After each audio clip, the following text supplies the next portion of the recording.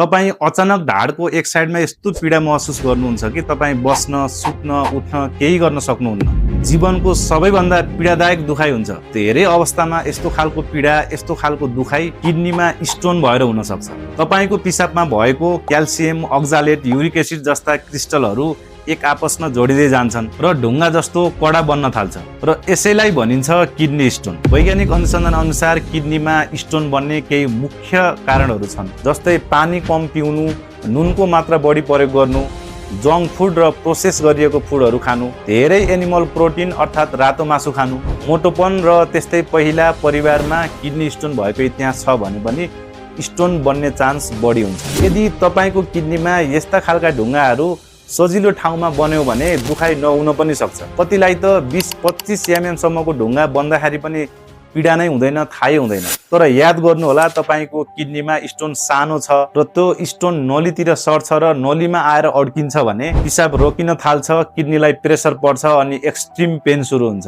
र कतिपय यस्तो अवस्थामा पिसाबमा इन्फेक्सन हुने, किडनी सुन्निने र समयमै उपचार भएन भने किडनीलाई क्षतिसम्म पुग्न सक्छ। र कसरी थाहा पाउने त किडनी स्टोन छ कि छैन भनेर? म यहाँ केही 5 मुख्य लक्षण बताउन चाहन्छु जो किडनी स्टोन भएको अनुमान लगाउन सकिन्छ। नम्बर 1, ढाड वा कम्मरको कुनै एक साइडमा एक्सट्रिम पेन हुन्छ भने। नम्बर 2, बारम्बार पिसाब लाग्ने। र नम्बर 3, पिसाब गर्दा एकदमै पोल्ने। र नम्बर 4, पिसाबमा रगत देखिने। र नम्बर 5, वाकवाकी र बान्ता लाग्ने। यी 5 लक्षणहरू बारम्बार तपाईलाई देखिराख्छ भने तपाईलाई किडनी स्टोन भएको हुन सक्छ। यदि ढुङ्गा सानो अर्थात् 7-8 mm भन्दा कमको छ भने पर्याप्त पानी र औषधिको सहाराले निस्किन पनि सक्छ। तर ढुङ्गा अलि ठुलो छ र यसले किडनी सुन्नाएको छ अथवा किडनीमा अरू कुनै असर गरेको छ भने कुनै अवस्थामा सर्जरी पनि गर्नुपर्ने हुन सक्छ। एउटा कुरा याद राख्नु होला, यो किडनी स्टोन 2-4 दिनमै बनिहाल्ने कुरा होइन। र किडनी स्टोनबाट बच्नको लागि प्रोसेस गरिएको फुड, जङ्क फुड नखाने र पर्याप्त पानी पिउने नै